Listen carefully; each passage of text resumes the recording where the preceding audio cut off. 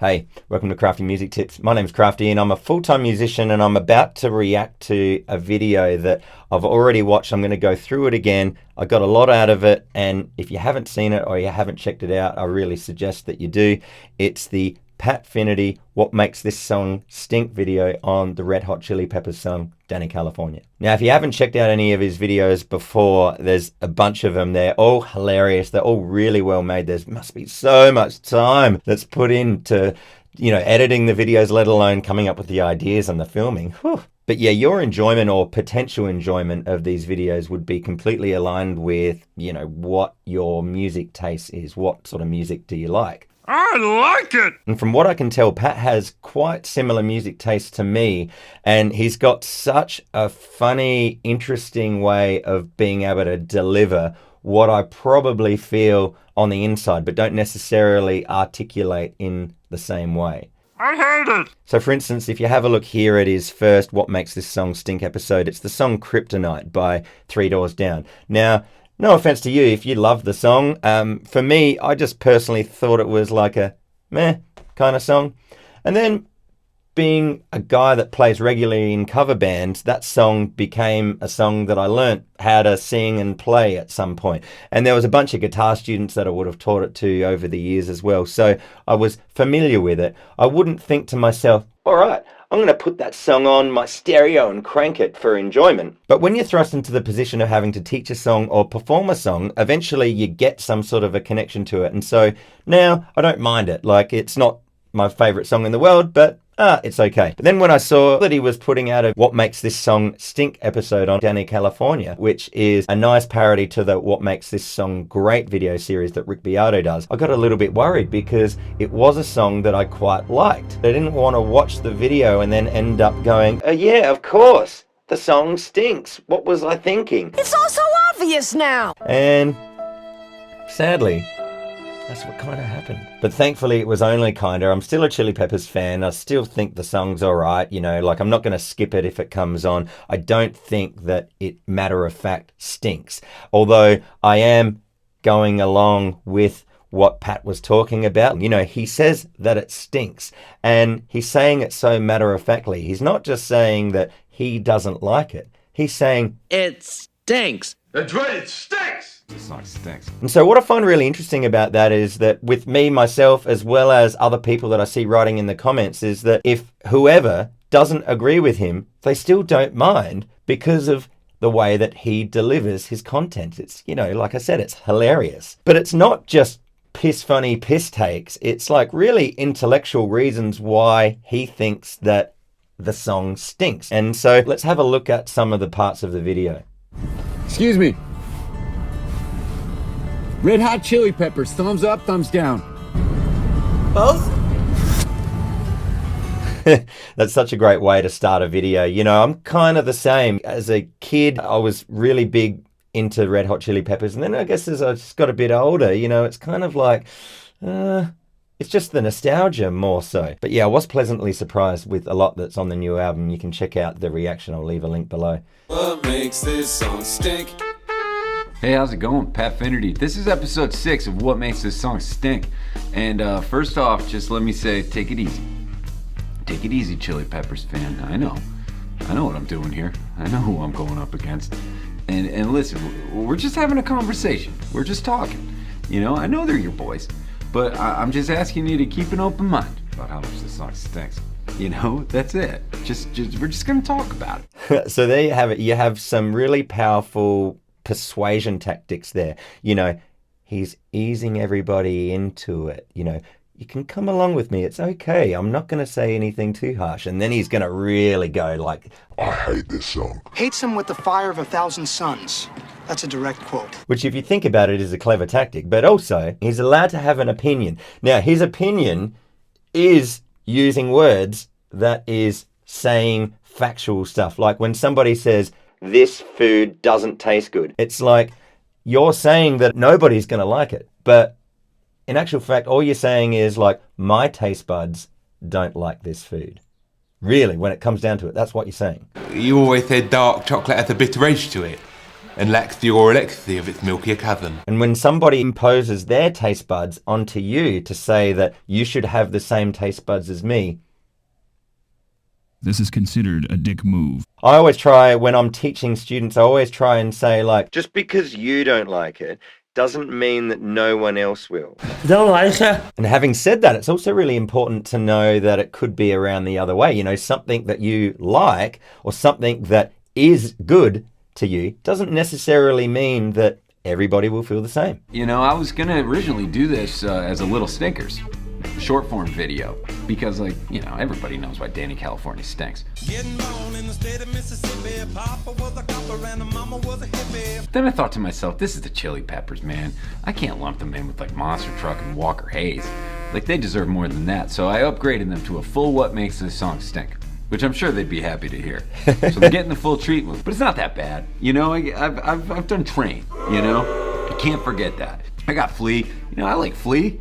I got a heart, you know? I mean, a little too much slap bass, but yeah, I like Flea. Frusciante, you know, he's your boy. He might be your favorite guitar player. He's not my favorite guitar player. I think he's good, you know? He plays a Strat that's a Fender. So, you know, he's a gentleman.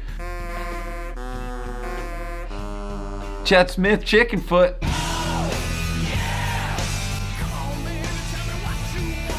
I don't know about that, but he did play the Star Spangled Banner on drums at a Pistons game.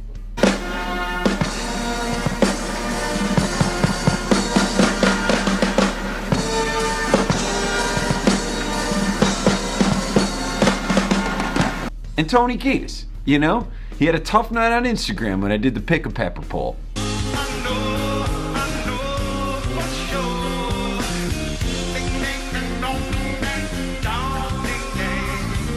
Tough night for Tony. And a tough night for me, because we got to talk about Dani California. All right, that's another really good tactic there. Pat's talking about all of the members of the Chili Peppers. So if anybody wanted to say, well, whatever, man, you don't know, like, really that much about the Chili Peppers, you know, he's given a really good grounding and a basis for him to not like it, because he knows what he's talking about. Now, we can't talk about Dani California without talking about its influences. And by influences, I mean the songs that it rips off. This thing is unbelievable. Somehow they got away with it, and somehow they didn't even get sued. Oh, I didn't notice that before. Oceans, California. Nice. Is that Julia Roberts with him? I'm sure close to 100% of you know that this song is Mary Jane's Last Dance. I'm putting up my hand.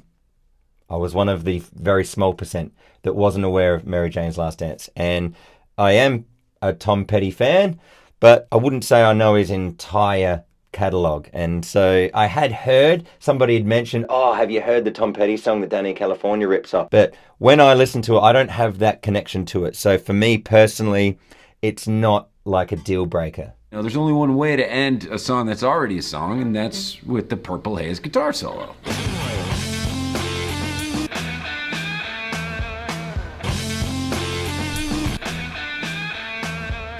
Purple Haze. I mean, you knew that, right?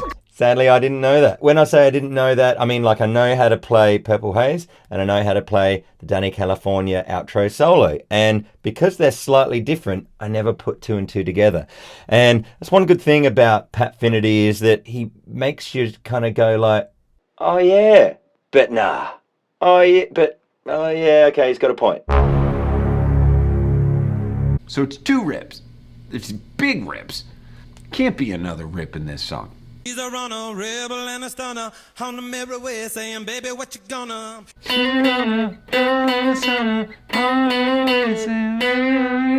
Oh my God. Yeah. People of the Sun.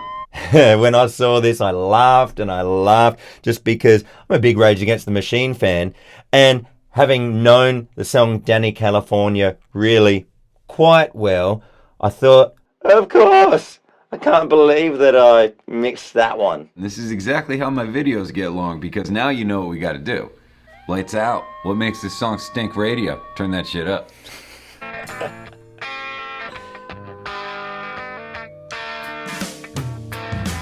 Getting born in the Papa was a copper and in Alabama, she would swing a hammer. Price you gotta pay when you break the panorama. Getting born in the state of Mississippi. I've never heard the phrase getting born before in my entire life. I mean, maybe it's like when they dip people in rivers and shows, like baptized shit. I don't know, like getting born. So I Googled it. And Google's got nothing on getting born. It doesn't exist. Like, wait, hold on. The closest thing, oh, good God. The only thing that the internet has on getting born is get born. All he needed to say was she was born or she grew up in the state of Mississippi. Unless he couldn't say she grew up in the state of Mississippi. She grew up in an Indiana town, had a good-looking mama who never was around. The fourth rip. I never put it together. Yeah, so it's times like these where I'm like, okay, I don't know my Tom Petty well enough. And so, yep, that's a pretty good call. But if for all of those years that I knew the song and I wasn't aware of that fact, well, I mean, the term getting born, you know, I guess it is a little bit weird, but I mean, that's what you do as a lyricist. Yeah, you have fun with words. You know, you kind of try and make them your own. I mean, let's face it, the English language is not one of the best ones to use necessarily on the best of days. John's humour, in a sense, became the collective humour of the Beatles. So it was an early influence upon them, if you like. I do love the wordplay that John had. So I don't mind getting born. It's all right. California cat. Now, you've had your own personal battle with how much the Red Hot Chili Peppers say California. California, California. Did you know that we're from California? But I think I might be able to help. It just dawned on me that we're not just getting California because it's like California, a sweet place to live. It's actually because California has 4 syllables, which means that it's eaten up like most of the chorus. You don't have to think of anything. So then I'm just like, fucking A, that pisses me off even more. But then, if you take a look at the verses in this song, you start to miss California. Because look what happens when Tony needs 2 syllables. What in the world? World. What in the world? Look what happens when he needs to take one away. On the mirror way saying, baby, what you gonna? Now I'm dumb. You're dumb. We're all dumb. We incinerate the English language on a daily basis. We abbreviate everything. But what you gonna? Baby, what you gonna? Hey man, I'm still thinking about going to the game. What you gonna? No man, I'm just chilling. What you gonna? It looks like you have 3 schools looking at you, miss. Very proud of you for that. What you gonna? So if a California is keeping me out of a what you gonna, I'll take them all. I'll take them all, Tony. Give me all the Californias you got. I love this guy and his videos, but, you know, if you don't like them, well then, hey, what you gonna? I'm still on his jokes. There's got to be some law against that. Guilty as charged. Now, so as I said before, in my younger days, I was a big Chili Peppers fan. And then, you know, as you get older, you spend more years on the planet and then you've got more things to compare to. And the stuff that excited you in the same way that it did when you were younger, you know, it doesn't stay the same. I used to be with it, but then they changed what it was. Now what I'm with isn't it, and what's it seems weird and scary to me. And so I find it really interesting that Pat has realized, you know, what is the Chili Peppers fan base these days? What do you think of the Red Hot Chili Peppers? They're one of the best out there, like, honestly. Yeah, I know where I need to go. At a college tailgate.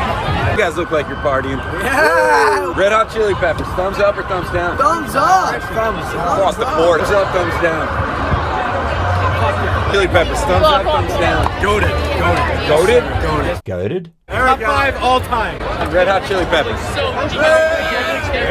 Thumbs up, 3 across the board. 5 times. Are you in there?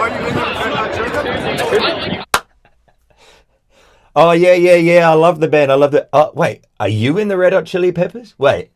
What's my name? Yeah, so there you have it. There's more of a younger populated fan base, I guess, really, for the Red Hot Chili Peppers. There are a lot of people sort of more closer to my age, even like older people that were fans way back when. But you get a lot of that like, yeah, they used to be cool. Not really sure about their new stuff type of thing with the older members of the fan base. Don't worry, sir. We'll get to that one. No talking! No new crap! Taking care of business now!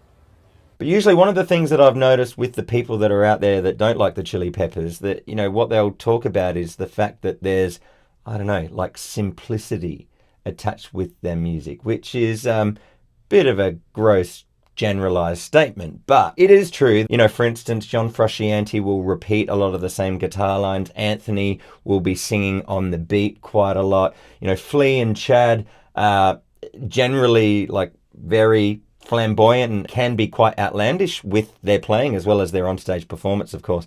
But there'll be times where they just have to really just kind of lock it in. So a lot of the songs have an easier digestible amount of information to them. And if you think about it, if it's easier to digest, well, then it'll be potentially more universal. And if you're someone that's jazz trained, or if you're someone that, you know, likes a lot of prog, or, you know, just stuff that's more left of center, well, then hearing something that's easy to digest, and then hearing a lot of people that are younger than you talk about how much that they like it, you know, you can kind of turn your nose up at it and just go like, nah, and say that it stinks, which, fair enough, to you, if it does, makes a lot of sense, because for you, you're used to having more overall information to take in. And so if the Chili Peppers aren't giving it to you, then I completely understand why it's not for you.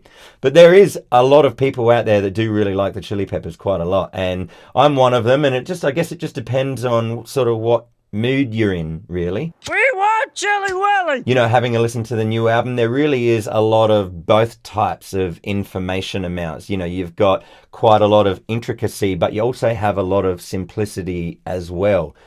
Is that an oxymoron? I think it is. But, you know, like, that's what they do. You know, the album tracks might have more kind of offbeat stuff, more stuff for you to be able to take in, whereas the singles, I guess, it sort of makes sense. You want the singles to be easily digestible so that they can be something that really connects with a worldwide audience. Oh, no clip. Oh, thought we had a clip. Nope, okay. So there you have it. There's my reaction to the Patfinity What Makes This Song Stink episode 6 video on Dani California, the song. What did you think of that? You'll notice that I didn't want to put in too many spoilers, because it really is something that is just very watchable. I strongly suggest go watch it. And also, really, I'd go check out all of Patfinity's videos just one by one, because from the start, you know, he had a smaller budget and the videos were shorter, but they were still hilarious and good. But then you'll just see over a year or so of him putting out videos, he's really expanded and, you know, developed with his YouTube video content. We got to talk about YouTube for a second. And if you enjoyed the reaction, let me know. And if you have another idea for a reaction video for me to do on this Crafty Music Tips channel, let me know in the comments below. So just before I sign off, I'll say that there's a huge amount of different other music tips related videos to help you out here on this Crafty Music Tips YouTube channel. And if that's still not enough, I have a quick parting gift to offer you. It's called 5 Steps to Fast Improvement. No matter where it is you are on your musical journey, no matter what it is that you want to improve at, if you've ever felt like me, where you're struggling, where you're just chasing your tail,